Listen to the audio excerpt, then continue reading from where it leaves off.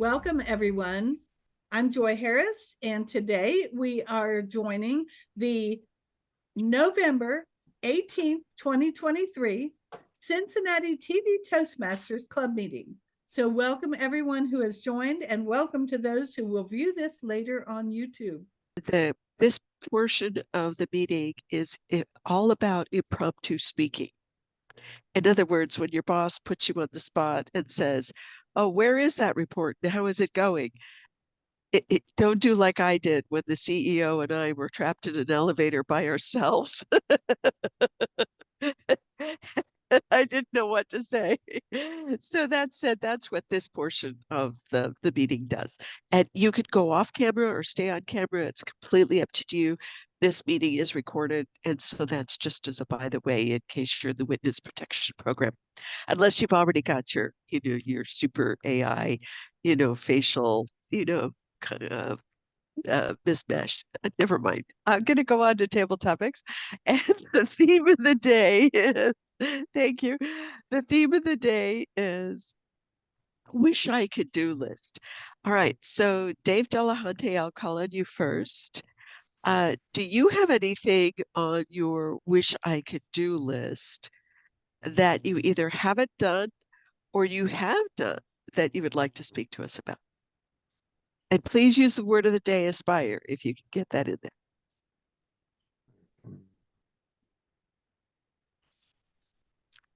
Things that I haven't got to yet.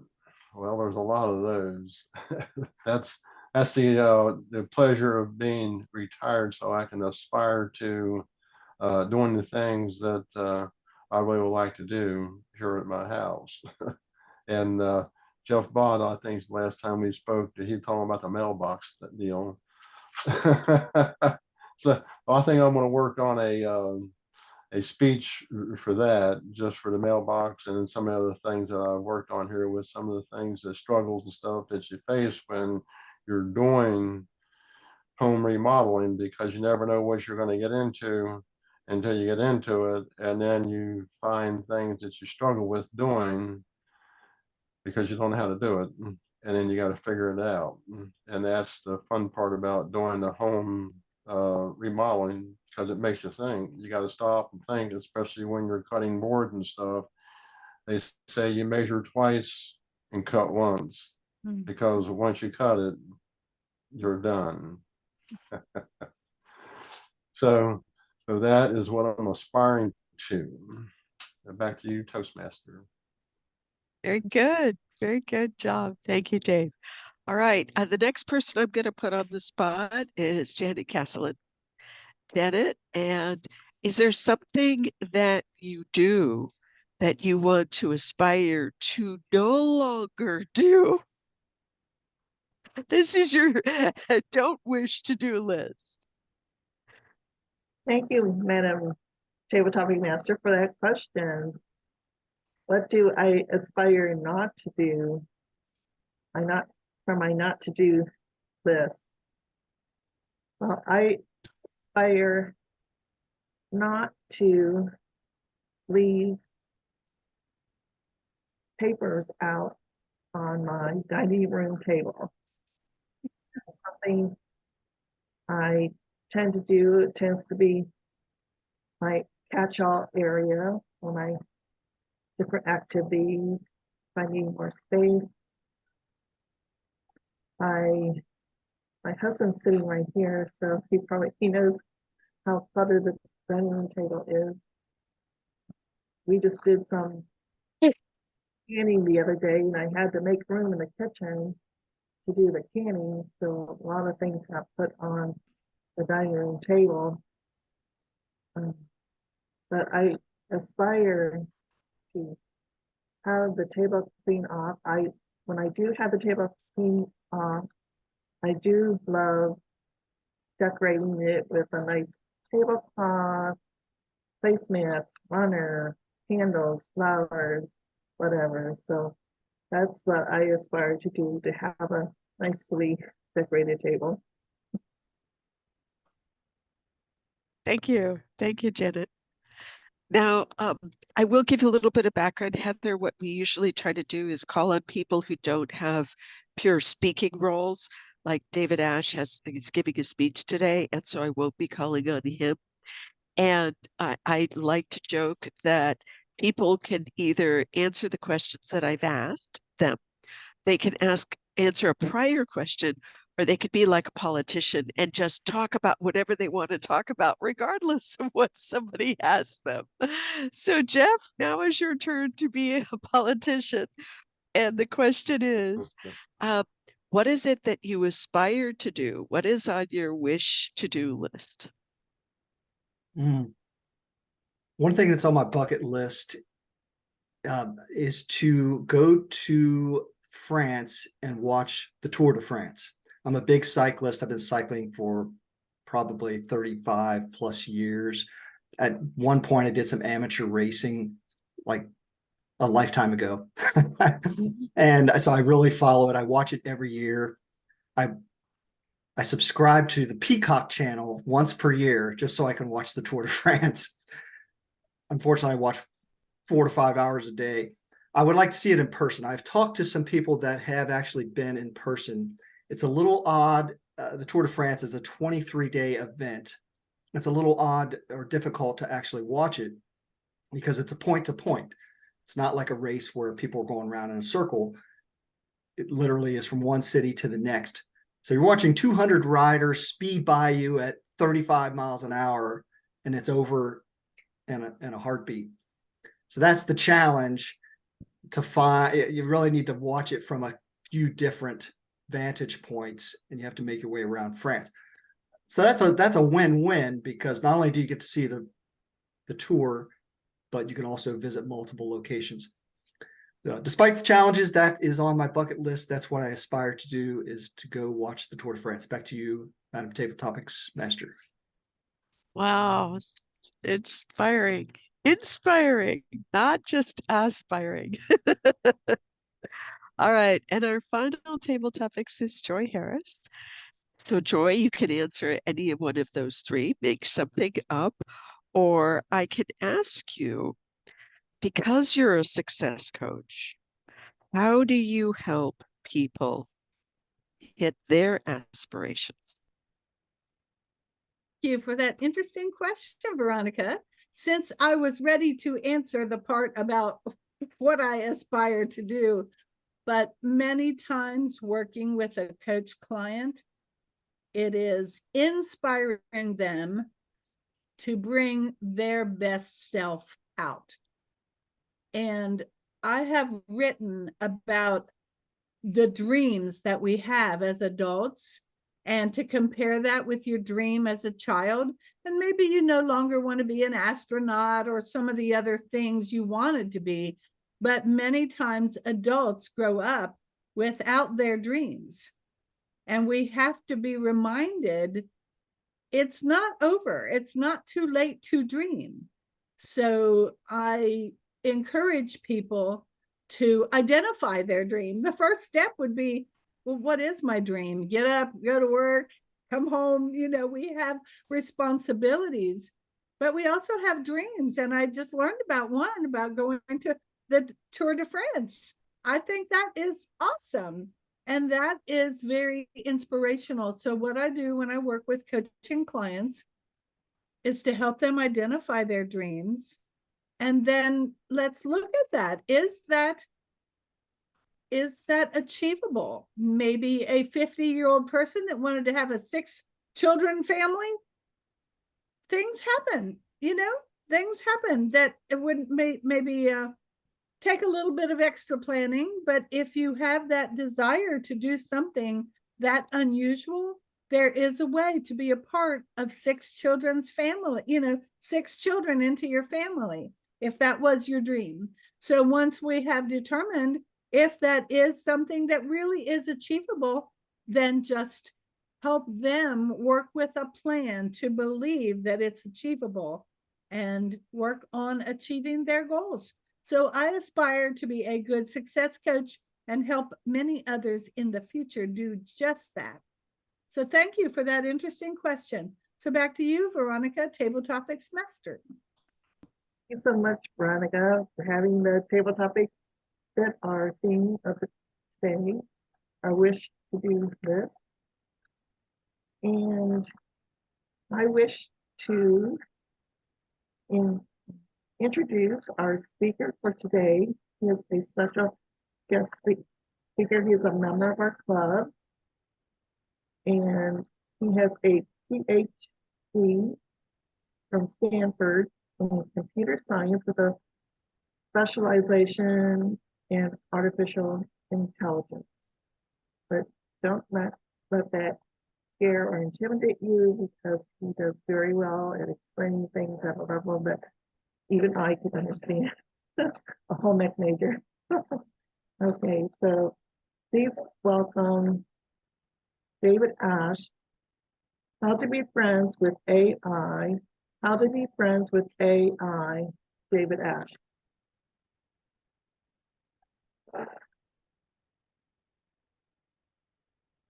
So we can hear you, David? You're on mute.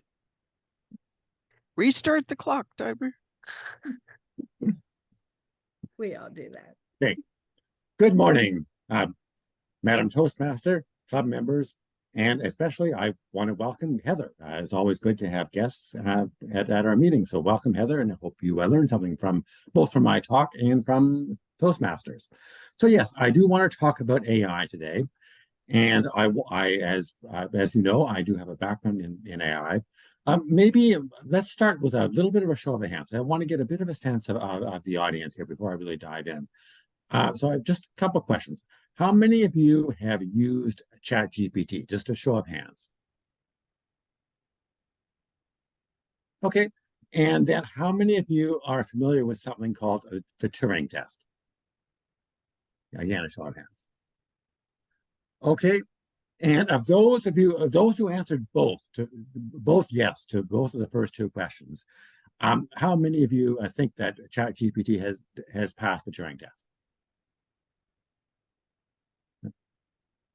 I think we have just not sure. I see one thumbs down and no one else has. Okay, thank you for that. That gives me a little bit of a sense of the audience and where we are with things. So yes, I want to talk a lot about AI, and I want to start by actually talking about what is AI, because it's a little bit unclear. There's not necessarily a really clear definition, and I think it's gotten a little bit more vague over time. It used to be clearer, but these days there's a lot of hype surrounding AI. I've mentioned ChatGPT, which I know some of you are familiar with, some of you are not. It is this big AI tool, which I'm going to tell you more about going forward in the talk. But AI is, because it's become really big in the last year, there's a lot of businesses that want to hype AI. They want to claim they're involved in AI. So they say this particular software is AI, and it's become a completely meaningless thing when they say it, because it's just kind of a fear of missing out, a FOMO thing, where they're afraid of something going wrong if they don't claim to be doing AI. And the problem with defining AI is, I'm going to talk about the Turing test in a minute, but the problem with defining AI is partly that the definition of it tends to change over time. So I've been in AI for decades. I'm not that young anymore. And there are things that decades ago I would have called AI, and I think a lot of people would have called AI, but that I would be embarrassed to call AI today. For example, basic Google search, like just kind of typing something in to the Google search engine and just getting your basic results. That's been known for decades. And back in the 90s or early 2000s, I would have called that AI. And I think a lot of people would have. Today, not so much. And that's just search. And I thought it's decades ago, search with AI. Today, it's not. So AI tends to just be something people use, a term people use to kind of describe what's cutting edge in the software world, what's maybe a few years out, maybe not quite here or that cutting edge today, but it can be a little bit meaningless because the definition changes over time. But at the same time, AI, although the definition is a little bit weird, you do have these things like ChatGPT, which show that yes, AI is progressing, and no matter what we call it. So I do think of AI primarily in terms of the Turing test, but I know some of you are familiar with it and some of you are not. The Turing test is, I'll explain what it is. It's basically something where you're involved, you're in a chat and you're chatting with someone, and you're kind of sitting down at a computer. You do not know who you're chatting with, but you're just kind of going back and forth in some kind of a chat on a computer. And the person at the other end of the chat, they might be an actual human being, or they might be some kind of a computer program claiming to be AI. And the AI will pass the Turing test if that AI bot can fool a human being into thinking that they're human. So if the AI bot and the actual human being are both able to fool a human being into thinking that they're human, then the AI bot is said to pass the Turing test and to really be AI.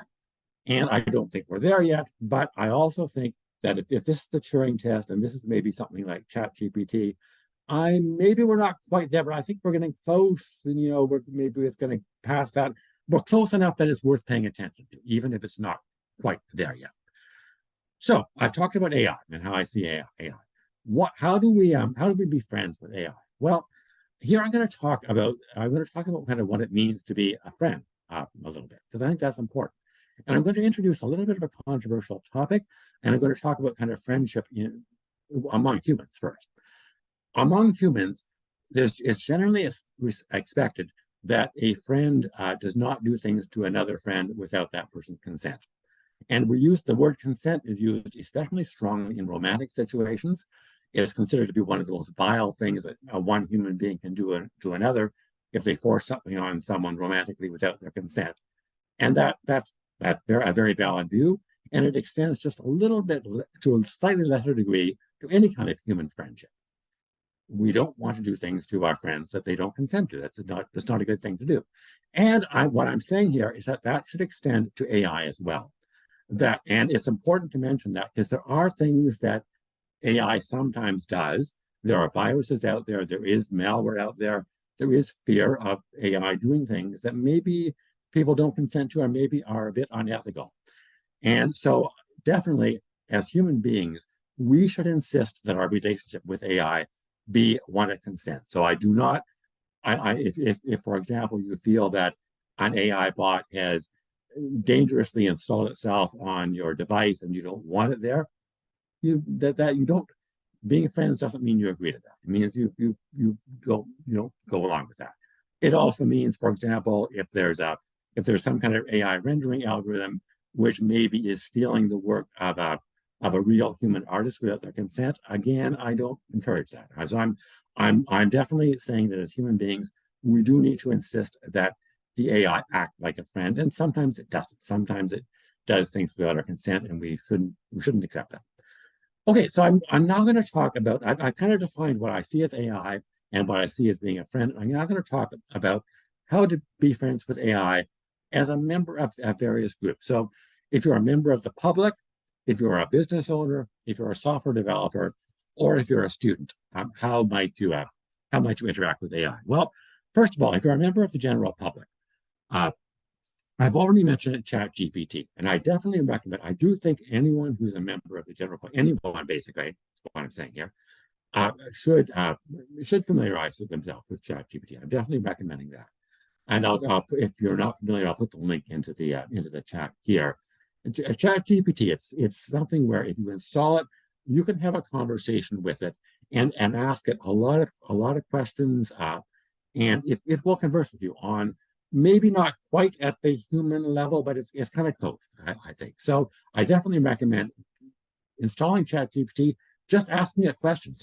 You can ask it questions about any topic at all, and it will respond in an intelligent way. Is it as intelligent as a person? Maybe not, but it will respond, and you can definitely learn about what the current state of the art is with AI from ChatGPT. And it's not the only one out there. I know that other companies like Google and maybe Meta are working on other things, but there's something called ChatGPT, which I definitely strongly recommend. So I recommend playing with it a bit.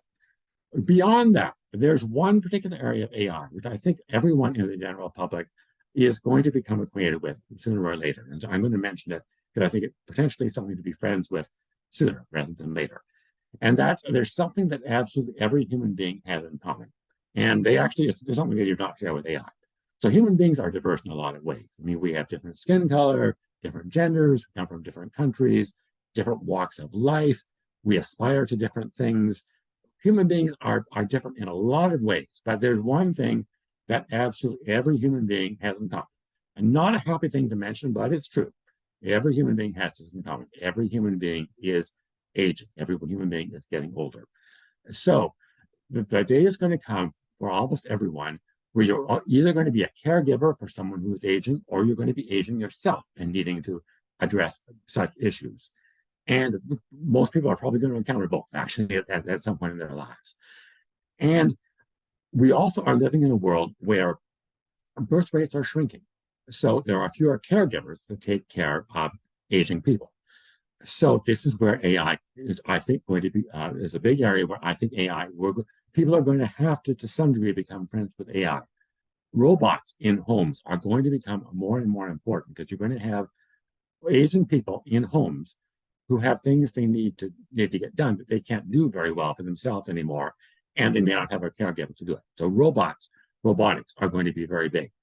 I've worked on, and this whole aging population thing is an area where I personally have worked in. The area of AI and aging populations, interestingly, I worked a lot with several different Japanese companies. Now, I've never even visited Japan myself, and I was working through intermediaries here in the US, shall we say. But I was working a lot with Japanese companies on this particular area of AI. And the Japanese companies were especially interested in AI for an aging population because their population is especially aging. They have a lot of people in three generation homes, but they were looking at things like maybe early detection of Alzheimer's or dementia. There are devices that you can put in your shoe that will detect maybe when you have balance issues, even before maybe you even know it yourself. So AI can be used to detect things like Alzheimer's. It might be used. You might have a smart home where the smart home can detect things like has someone fallen, is someone running a fever, like if there's a slight temperature change, which indicates that someone is encountering some kind of medical issue. So I definitely think that when it comes to the general public, all of us are aging, and I think we're all going to encounter AI in some context, possibly with regard to robotics when it comes to people aging. Okay, so moving on, how to be friends with AI as a business owner. So as a business owner, I'm going to tell a story about an AI startup that I've been involved with fairly recently. The AI startup, they hired me, the AI guy, back in 2019. And I definitely feel I contributed to closing the first couple of deals. I built some exciting stuff, and not necessarily hitting a home run, but hitting lots of singles and doubles. Definitely closed some good deals early on. But I found the customers were a little bit nervous because we did not have a cybersecurity. We did not have a lot of focus on cybersecurity. So the clients we were closing said, "Okay, we'll work with you, but we want to do just a small prototype initially, a small pilot, which mitigates our risks when it comes to when it comes to things like cybersecurity." Because they liked the AI, but they didn't fully trust where we were with cybersecurity. So they hired me, the AI guy, in 2019, but they didn't hire the cybersecurity guy until 2021. And he brought in some needed changes for security, but the problem was that slowed everything down, and that meant that now we weren't closing any deals because we had to deal with all the security stuff, and that made the investors unhappy. So it became a kind of a big shit show, and I hope we can recover from it. But the company is in some trouble because of that. So what I'm recommending here is the takeaway here as a business owner is do focus on AI, but never hire an AI person without also hiring a cybersecurity person. The two go hand in hand. And the AI is exciting.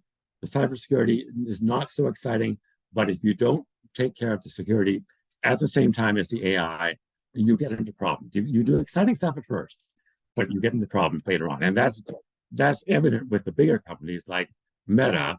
Like they have all this AI, but maybe they didn't really think about security as much early on. And that's why there's been concern about that. So in the interest of time, you want to wrap up fairly soon. I'll just talk briefly about how to be friends as a software developer or as a student. As a software developer, people fear that AI is going to put software developers out of work. I don't think that's going to happen, but I do think that software development is going to, people are going to need to continue to upgrade their skills. So AI is forcing software developers to keep upgrading their skills. So I still recommend software development as a career, but definitely continue to upgrade your skills. That's always been true, but I think AI is going to make it even more true. And finally, how to be friends with AI as a student. I'm in a situation where I interview a lot of potential students for a well-known West Coast university. So I know what young people aspire to, and a lot of them are interested in robotics. So that's, again, why I'm recommending robotics especially. I think it's kind of looking at both ends of the age range. The elderly are going to need robotics because they're not going to be able to take care of things as much anymore. And the students I know they're aspiring to. A lot of these students I talk to they talk about robotics competitions. They're excited about they're excited about AI, but they're especially excited about robotics. So I definitely recommend robotics. But if you're a student kind of aspiring to the fields, I do recommend two other things. I recommend learning about cybersecurity, because I think that goes hand in hand with AI. I do not believe you can do AI ethically without also doing cybersecurity. And I also recommend learning skills like public speaking, which is something we're doing here, but I recommend it for students as well. So I recommend certain skills to go along with AI and the robotics, but I definitely recommend that. So anyway, I'm a little bit over time here, so I will wrap up. But back to you, Madam Evaluator, and if you have any questions, I would love to take questions now. Thank you. Yes, thank you, David. Very good. And now we will have a question and answer period.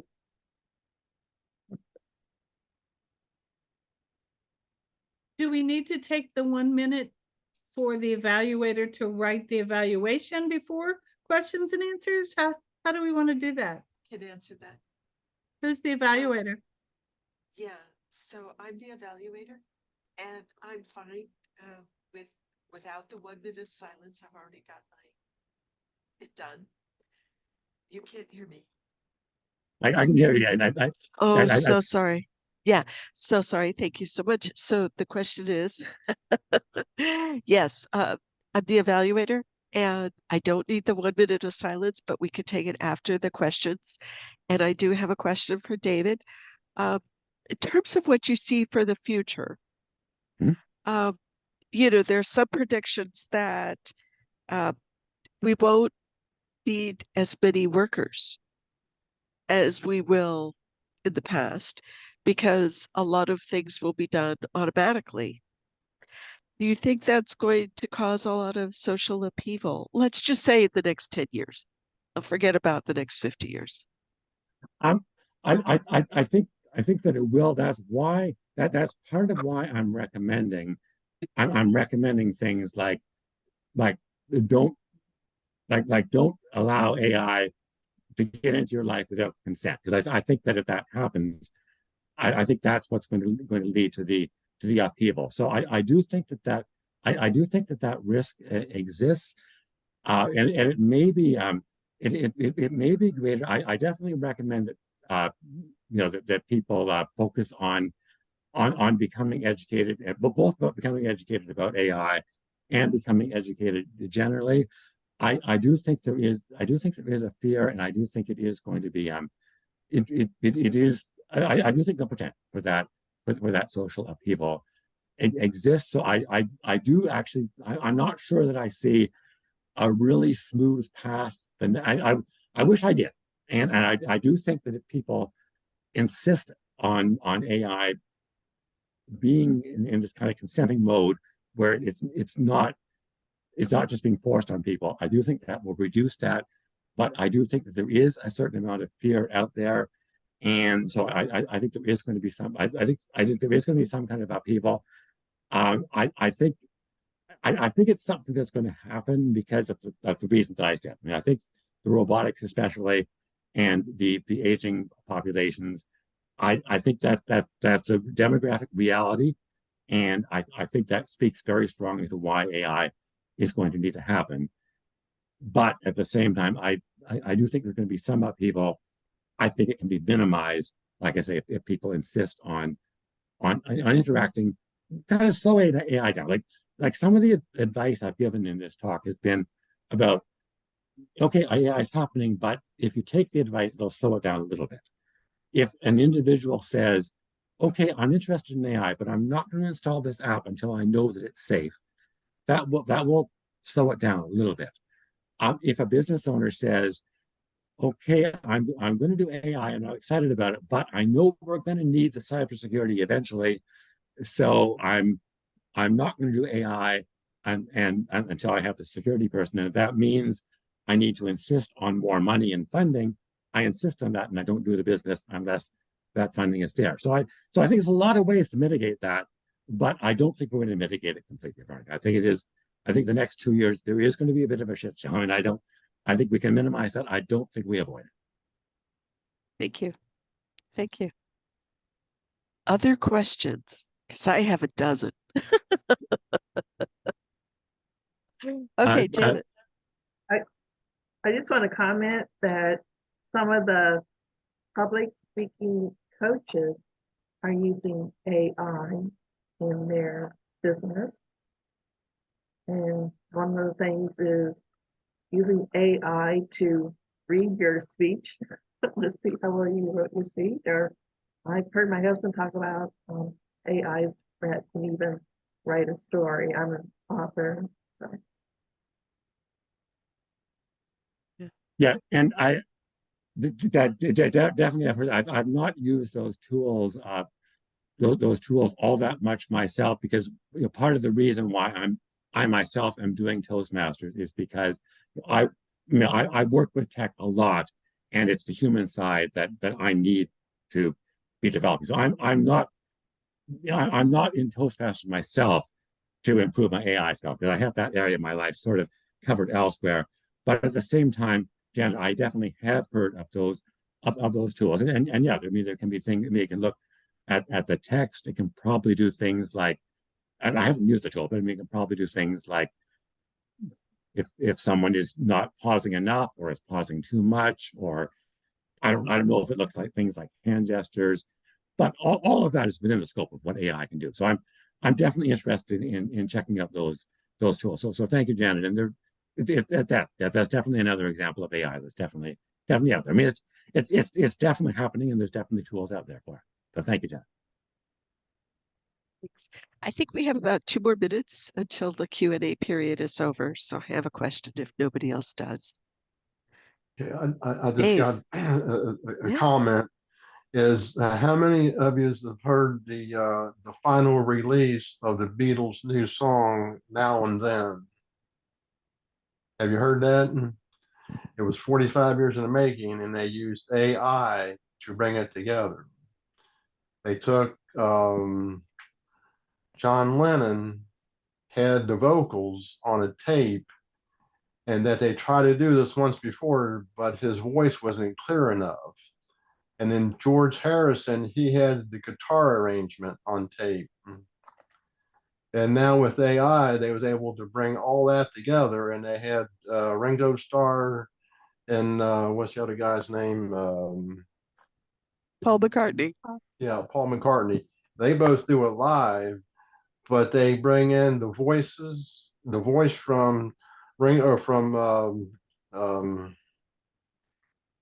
I just said his name. John Lennon, and the guitar arrangement from George Harrison, and put that song together. You go on YouTube and listen to it. And they called it 45 years in the making. Wow, very cool. Very, very cool. Thank you, Dave. I think we've run out of time, and let me turn it back over to Janet, excuse me, the Toastmaster today. Thank you, Veronica, and thank you, David, for answering everyone's questions. And now I will call on our general evaluator to lead the evaluation portion of our meeting. Joy. Thank you, Janet.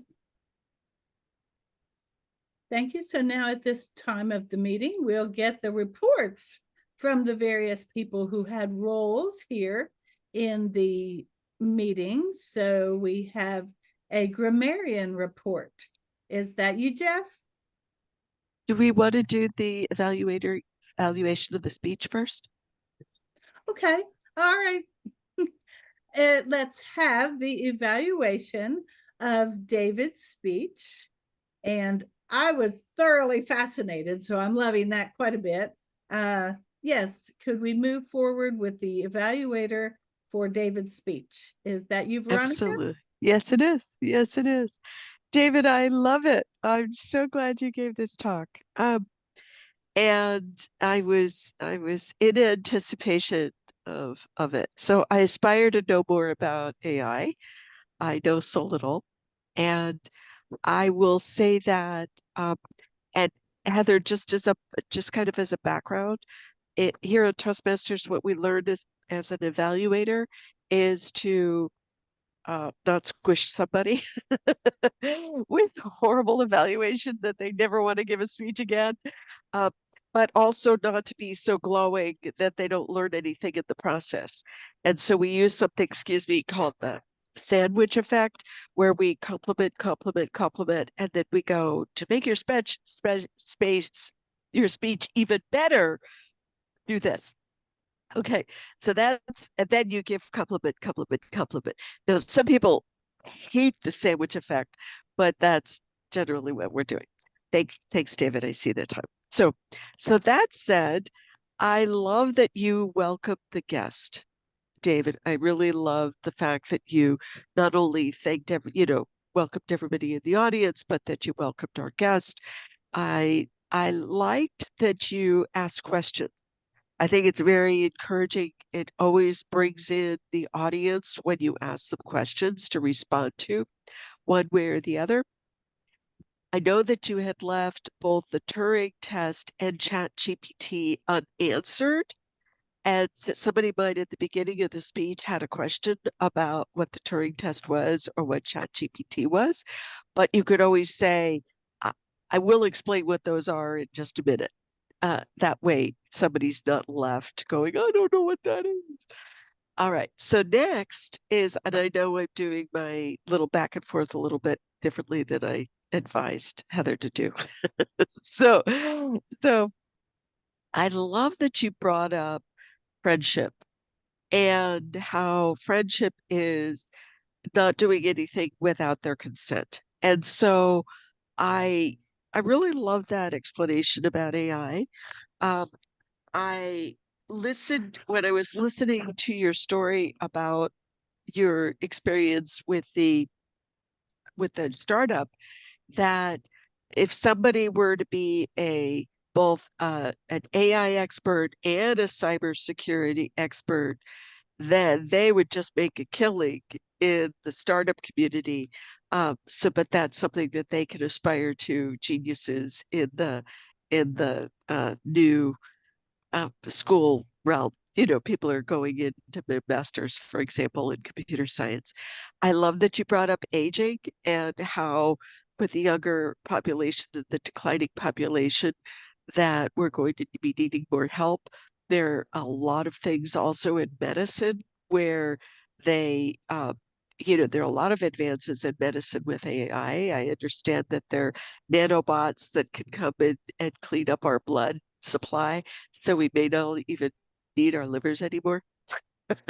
So that said, so to make your speech even better, one of the things that some people who are control freaks, um, I don't know anybody like that, but some people who are control freaks really like to know, where are we going?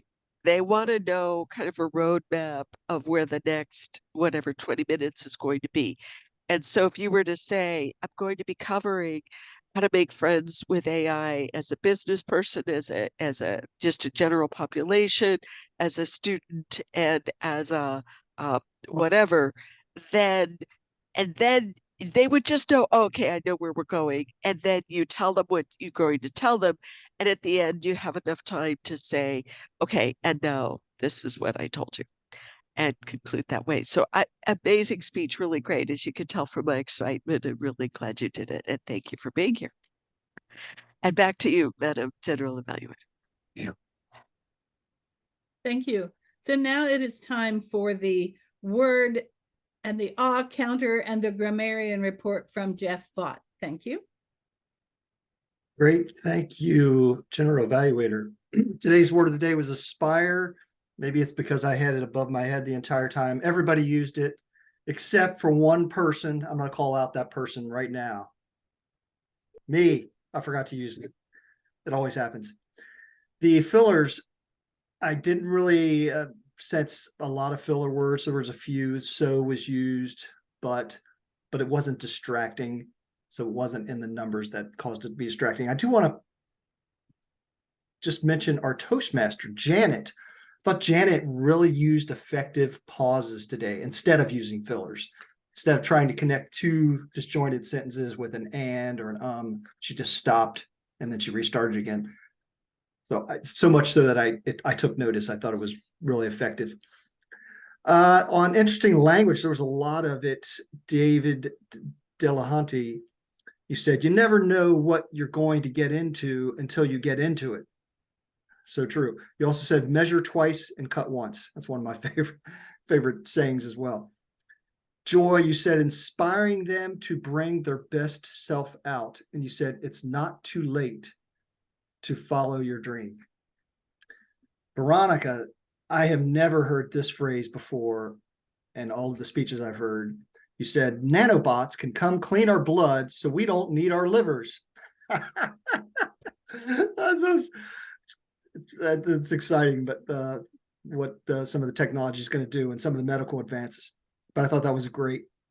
And David Ash, you said every human has this one thing in common. You mentioned that a couple times. I was like, what? For gosh sakes, tell us what it is. And it was aging. So thank you for that. Well done, everyone. Back to you, Madam General Evaluator. Thank you. Thank you, Jeff. So many great comments there. Excellent report.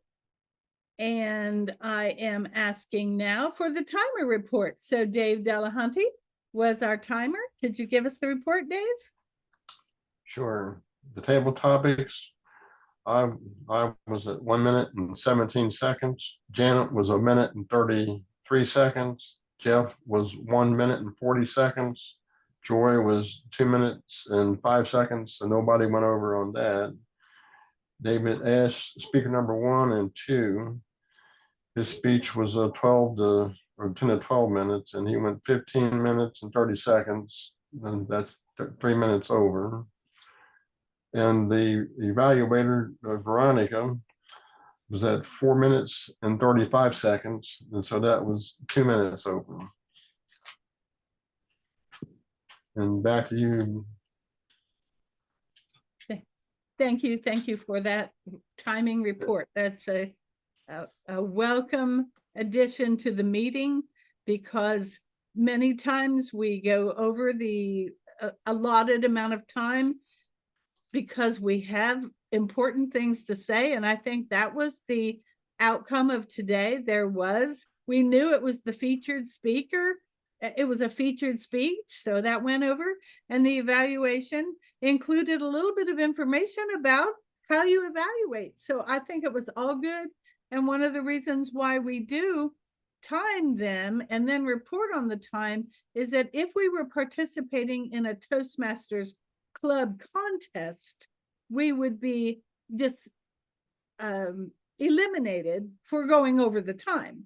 So you practice to stay in the time limit. But here in this meeting today, I think we all did very well, and we did very well using the word of the day. I've never seen so many uses of the word of the day. So I like that, Jeff, that we can constantly be reminded of the word aspire. So that was very good. I enjoyed the speech so much. And David, you have given many, many good speeches. And I'll have to say, it was engaging, it was interesting, and it brought about, these days we hear a lot of presentations about AI. And I personally can give a presentation on AI for beginners, but I am usually talking to writers, and I'm saying, you are the proofreader.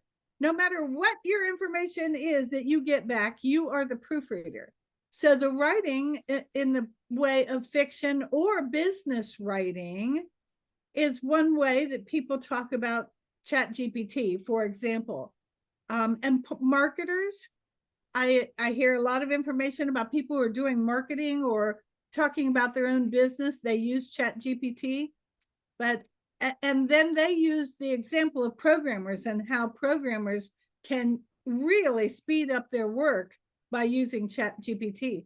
But I have never heard a presentation as thorough about the students and the business and aging. I have never even thought about using ChatGPT for the aging of a business.